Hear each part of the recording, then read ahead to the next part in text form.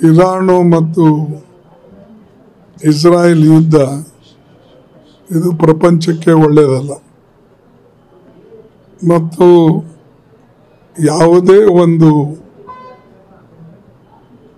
ದೇಶ ಸಾವರೇನ್ ಕಂಟ್ರಿ ಅದರ ಮೇಲೆ ಯಾರೇ ದಾಳಿ ಮಾಡಿದ್ರೂ ತಪ್ಪು. ಅದು ಟ್ರಂಪ್ ಇರ್ಬೋದು ಅಥವಾ ಬೇರೆ ದೇಶನೇ ಇರ್ಬೋದು. ನಮ್ಮ UN ಒಂದು ರೂಲ್ಸ್ ಪ್ರಕಾರ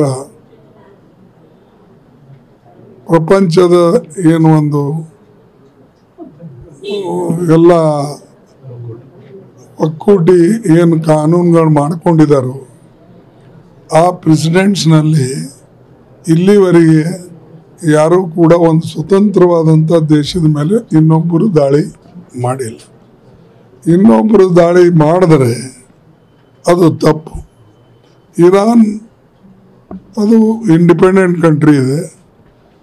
ಅವರಾಗಿ ಯಾರು ದಾಳಿ ಮಾಡಿದ್ರು ಅವ್ರ ಮಧ್ಯೆ ಮತ್ತು ಇಸ್ರಾಯೇಲ್ ಮಧ್ಯೆ ಅದು ನಡೆದಿತ್ತು. ಅದಕ್ಕೆ ನಮಗೆ ಅದರ ಬಗ್ಗೆ ಅಸಮಾಧಾನ ಇದೆ. ಮತ್ತು ಇರಾನ್ಗೂ ನಾವು ಯಾವಾಗಲೂ ಹಿಂದೆ ನಮ್ಮ ಈಗ UPA ಸರ್ಕಾರ ಇರ್ಬೋದು, ಹಿಂದೆ ಇಂದಿರಾ ಗಾಂಧಿಯವರು ಇರ್ಬೋದು, ಜವಾಹರ್ಲಾಲ್ ನೆಹರು ಅವ್ರ ಕಾಲದಲ್ಲಿ, ಎಲ್ಲ ಕಾಲದಲ್ಲಿ ನಾವು ಇರಾನ್ ಜೊತೆಯಲ್ಲಿ ಅವರು ನಾವು ಹೊಂದಿಕೊಂಡು ಹೋಗಿದ್ದೇವೆ. ಮತ್ತು ಅನೇಕ ವಿಷಯಗಳು ಬಂದಾಗ ನಾವು ಒಂದಾಗಿ ಕೆಲಸ ಮಾಡಿದ್ದೇವೆ.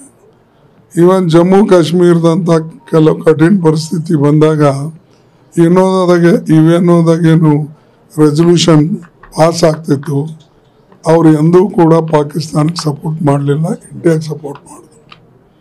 ಹೀಗೆ ಈಗ ನಮಗೆ ಎಣ್ಣೆ ಕೊರತೆ ಅದ ಅನ್ನೋದು, ಕ್ರೂಡ್ ಆಯಿಲ್ ಕೊರತೆ ಇದ್ದಾಗಲೂ ಅವ್ರು ನಮಗೆ ಅಲ್ಲಿಂದ ನಾವು ಅವ್ರ ಹತ್ರನಿಂದ ತಗೊಳ್ತೇವೆ.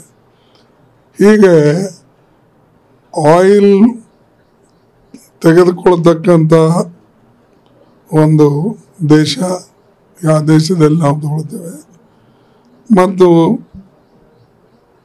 ಪ್ರಪಂಚದಲ್ಲಿ ಎಷ್ಟು ದೊಡ್ಡದೇ ದೇಶ ಇರ್ಬೋದು, ಶಾಂತಿ ಇರಬೇಕಾದ್ರೆ